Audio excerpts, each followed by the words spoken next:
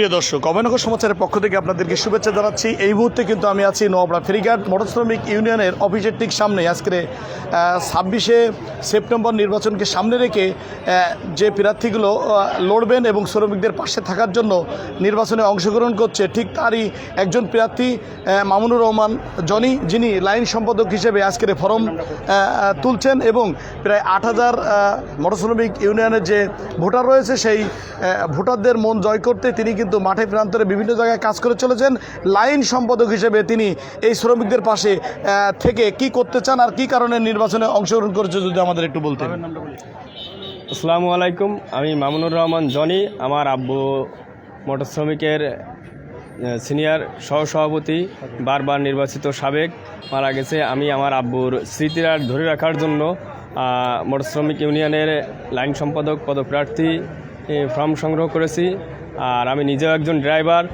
দীর্ঘ 17 বছর আমি মোটর গাড়ির সাথে সম্পৃক্ততা এবং ঘাটে বা লাইনে যত ড্রাইভার শ্রমিক ভাইয়েরা চাচারা আছে তাদের সাথে আমার খুবই সম্পর্ক ভালো। তারাই আমাকে উজ্জীবিত করেছেন, তাদের জন্যই আমি এবং রাস্তায় যত যাবতীয় যা সমস্যা আছে আমার সভাপতি রবিউল ইসলাম রবির মাধ্যমে বিগত দিনে আইনি যত জটিল ঝামেলা ছিল সেগুলো সম্পর্কে অবগত ছিলাম, যে কারণে এই জায়গায় সে আমাকে মনে করছে পারদর্শী, এই জন্য সে আমাকে বলছে। আমার বাপ্য সমতুল্য রবিউল ইসলাম রবি সভাপতি, তার কথা মতো নিয়ে আমি লাইন সম্পাদক ফর্ম ক্রয় করেছি। আর সকলে আমার জন্য দোয়া করবেন, আমার বাবার জন্যও দোয়া করবেন যাতে আমার বাবা ব্যস্ত নসিব হয়। আপনি কি কারণে এখানে উপস্থিত হয়েছেন আজকের এই মোটর শ্রমিকের একজন ভোটার হিসেবে? আপনার মতামত কি, কেমন ধরনের প্রার্থী বেছে নিতে চান? আমি এমন প্রার্থী চাই যে সৎ, নিষ্ঠাবান, মোটর শ্রমিক ইউনিয়নের জন্য যারা সদস্য আছে তাদের জন্য কাজ করতে হবে, এরকম প্রার্থী চাই।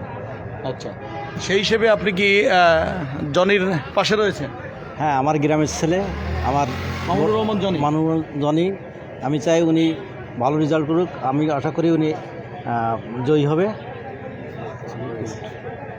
ধন্যবাদ। যেমনটি বললেন আরেকজন ভোটার, আমি তার কাছে জানতে চাচ্ছি আসলে নির্বাচনে লাইন সম্পাদক পদে সে নির্বাচন করছে, আসলে এতে আপনি কেমন ধরনের প্রার্থী বেছে নিতে চান, আসলে কি কারণে আপনি তার পাশে আছেন? আসসালামু আলাইকুম, আমি মোহাম্মদ রুহুল আমিন সর্দার। আমি নোয়াপাড়া পৌরসভা 3 নম্বর ওয়ার্ড বিএনপির নির্বাচিত সাধারণ সম্পাদক। মামুনুর রহমান জনি আমার এলাকার ছেলে, আমার ওয়ার্ডের ছেলে। ওনার পিতা শ্রদ্ধ ফসিয়ার রহমান, মরহুম ফসিয়ার রহমান, উনি তার জন্মলগ্ন থেকে আজীবন সে মোটর শ্রমিক ইউনিয়নের খেদমত করে গেছে, শ্রমিকদের খেদমত করে গেছে, শ্রমিকদের পাশে থেকে গেছে। তার এই আদর্শ বাস্তবায়নের লক্ষ্যে ওনার এই সুযোগ্য সন্তান, বড় সন্তান মামুনুর রহমান জনি এখন নিষ্ঠাবান, সৎ এবং কর্মযোগ্য এবং শ্রমিক বান্ধব একজন নেতা। আমরা 3 নম্বর ওয়ার্ড বা নোয়াপাড়া পৌরসভার পক্ষ থেকে তার শুভকামনা কামনা করছি। আপনারা সবাই তার জন্য দোয়া করবেন, তার পিতার জন্য দোয়া করবেন, তার পিতার জন্য স্বর্গ নসিব করে এবং সে জয়যুক্ত হয়ে শ্রমিকদের পাশে আজীবন শ্রমিকদের পাশে থাকতে পারে। ধন্যবাদ। আমি আপনার কাছে একটু জানতে চাচ্ছিলাম যে আসলে আপনি একজন পুরনো মোটর শ্রমিকের সাথে যুক্ত রয়েছেন, তো আপনি কালে কালে নির্বাচন দেখে আসছেন। এবার যে প্রার্থীদের ছড়াছড়ি, সেই প্রার্থীদের ছড়াছড়ির ভিতরে মামুনুর রহমান জনি লাইন সম্পাদক পদে নির্বাচন করছে, আসলে কি মনে করছেন, আসলে যোগ্য কিনা? ধন্যবাদ। মামুনুর রহমান জনি, মরহুম ফসিয়ার রহমান, সে বিগত মোটর শ্রমিক ইউনিয়নের প্রতিষ্ঠান লগ্ন থেকেই সকল ক্ষেত্রেই তার সকল স্তরের শ্রমিকদের বা যানজট, গাড়ি ঘোড়া কোথাও কোনো অসুবিধা হলেই সর্বক্ষণই ঝাঁপায় পড়তো। সেই প্রতিভাটা আমি জনির মধ্যে খুঁজে পেয়েছি।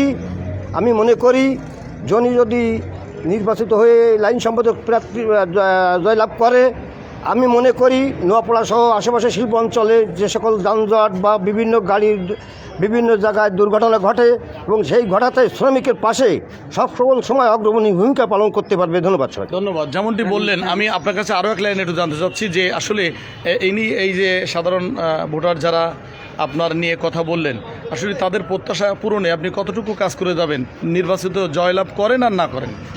আমি সবসময় চেষ্টা করেছি। দীর্ঘ 38 বছর আমার আব্বু একটানা মোটর শ্রমিক ইউনিয়নে নির্বাচিত ছিল এবং তার সন্তান হিসেবে, আর যেহেতু আমি নোয়াপাড়া মোটর ডিপার্টমেন্টের সাথে আছি এবং বাস মিনিবাস মালিক সমিতিরও একজন চাকরি করি আমি, আমার আইনি যত জটিলতা থাকুক, রোডে ঘাটে যতই সমস্যা হোক, আমার সভাপতি আমাকে পাঠায়, আমি সেগুলো সমাধান করি।